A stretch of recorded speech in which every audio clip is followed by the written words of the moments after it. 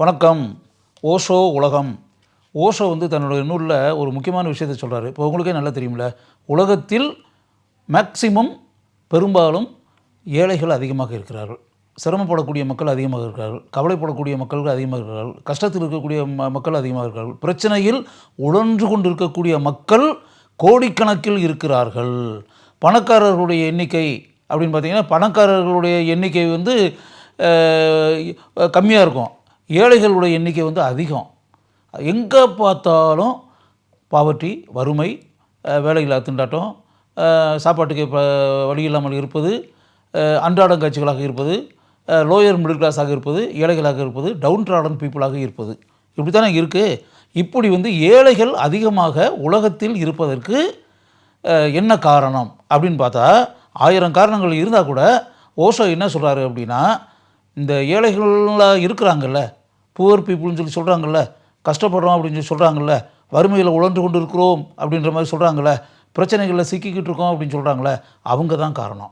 அவங்க தங்களுடைய மூளைகளை சரியாக பயன்படுத்துவது இல்லை. அவங்க என்ன நினைக்கிறாங்க அப்படின்னா, இப்போ நம்ம ஏழையாக இருக்கோம்னு வச்சுக்கோங்களேன், ஏழையாக இருக்கோம்னா நாம் ஏன் ஏழையாக இருக்கிறோம், ஏன் வறுமையில் சிக்கி கிடக்கிறோம், ஏன் அன்றாடங்காட்சிகளாக இருக்கிறோம், ஏன் பிரச்சனைகளில் மாட்டிக்கொண்டு தவித்து கொண்டு இருக்கிறோம், ஏன் வேலையற்றவர்களாக இருக்கிறோம், இப்படின்றத அவங்க சிந்திச்சு பார்க்கணுமா இல்லையா? அப்படி சிந்திச்சு பார்க்காம நீங்கள் அவங்ககிட்ட அப்படியே ஒரு 10 நிமிஷம் அரை மணி நேரம் நீங்கள் பேசி பாருங்கள். பேசி பார்க்கும்போது அவங்க என்ன சொல்கிறாங்க அப்படின்னா, அதாவது எங்களுக்கு இப்படி வாழ்க்கை அமைஞ்சிருக்கு அப்படின்னா அது கடவுள் தான் காரணம், அது கடவுளுடைய விருப்பம், கடவுளுடைய முடிவு, கடவுள் எங்களை அப்படி ஆக்கி வச்சுருக்காரு, கடவுளுடைய தீர்மானம், கடவுள் நம்மளை அப்படி படைச்சிருக்கும்போது நம்ம என்னங்க பண்ண முடியும், எல்லாமே கடவுள் கையிலங்க. கடவுள்கள் என்ன நினைக்கிறாங்களோ நம்ம அப்படி அமையுது. சில பேர் பணக்காரங்களாக இருக்கிறாங்க, பணக்காரங்களாக அவங்கள இருக்க வைக்கிறது கடவுள் தான்.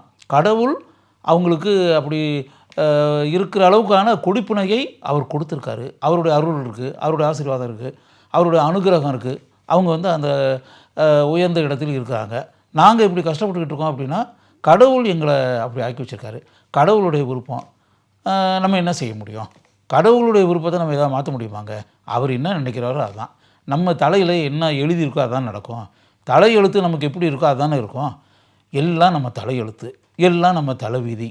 பொதுவாக சாதாரண ஆளுங்க பாருங்கள் இப்படி தான் பேசுவாங்க, எல்லாம் அவன் எழுதுனதுங்க, நம்ம தலையில் என்னத்தை எழுதி வச்சுருக்கானோ அது நடக்கும். நம்ம தலையெழுத்து இப்படி இருந்துச்சுன்னா நம்ம என்னங்க பண்ண முடியும்?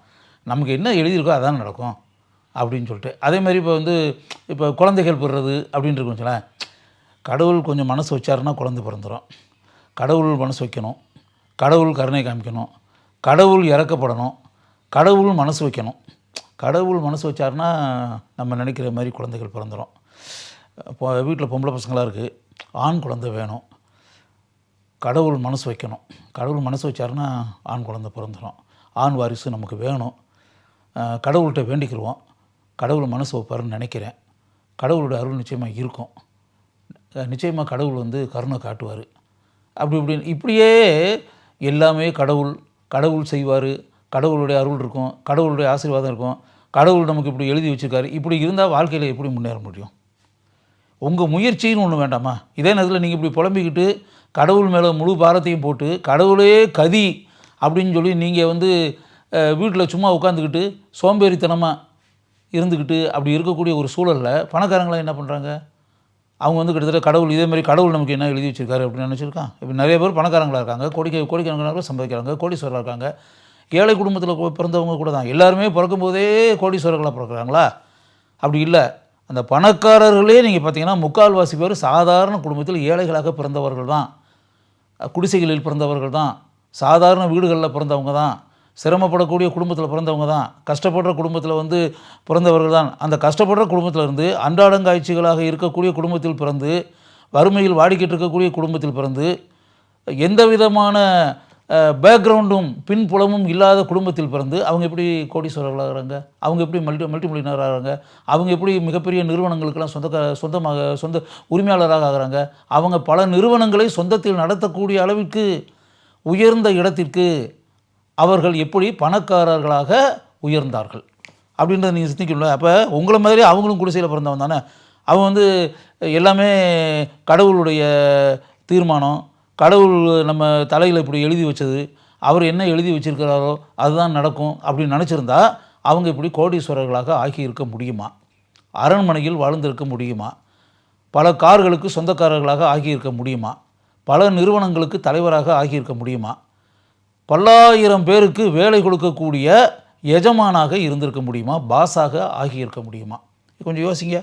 அப்போ இதை தாண்டி எல்லாம் கடவுள் பார்த்துக்கிடுவார், எல்லாமே கடவுளுடைய தீர்மானம் அப்படி இப்படின்லாம் சொல்லிக்கிட்டு இருக்காமல், இதை தாண்டி அவர்கள் தங்களிடம் என்ன திறமை இருக்கிறது என்பதை அவர்கள் கண்டுபிடித்தார்கள். அந்த மிகப்பெரிய கோடீஸ்வரர்கள்லாம் எப்படி தங்களுடைய திறமையை செயல் வடிவில் காட்டி மிகப்பெரிய உயரத்திற்கு சென்றார்களோ அதே போல எல்லாமே கடவுளின் கையில், எல்லாமே கடவுள் தீர்மானித்தது, கடவுள் எழுதியது, கடவுள் நம் தலையில் எழுதியிருக்கக்கூடிய தலையெழுத்து அப்படின்ற மாதிரிலாம் நினைக்காம உங்கள்கிட்ட இருக்க ஒரு டேலண்ட்டை கண்டுபிடிச்சி அந்த டேலண்ட்டை பயன்படுத்துறதுக்கான வழிகளில் இறங்கி நீங்கள் அதை செயல் வடிவத்திற்கு கொண்டு வந்து சாதனைகள் செஞ்சீங்க அப்படின்னு வச்சுக்கோங்களேன். வந்தீங்கன்னா நீங்கள் மிகப்பெரிய உயரத்திற்கு செல்வீர்கள். மிகப்பெரிய பெயரையும் புகழையும் பெற்று வரலாற்றில் இடம் பிடிப்பீர்கள்.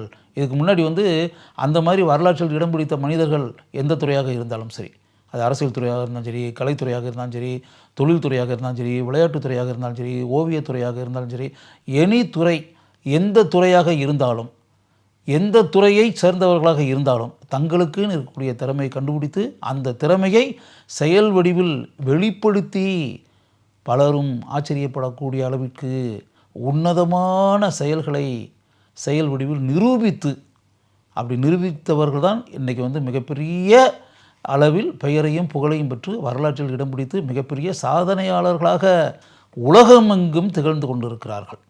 அதை நீங்கள் புரிஞ்சுக்கிட்டு உங்களுடைய டேலண்ட் என்னன்றதை கண்டுபிடிச்சி எல்லாமே விதி, கடவுளுடைய தீர்மானம், கடவுள் நினச்சது, கடவுள் எழுதியிருக்கிறது அப்படின்ற மாதிரியெல்லாம் பேசாமல் அதையெல்லாம் ஒரு மூலையில் தூக்கி விட்டெறிஞ்சிட்டு உழைப்பதற்கு இறங்குங்கள், திறமைகளை பயன்படுத்துவதற்கு இறங்குங்கள், மிகப்பெரிய சாதனைகளை படைக்க வேண்டும் என்று எண்ணுங்கள்.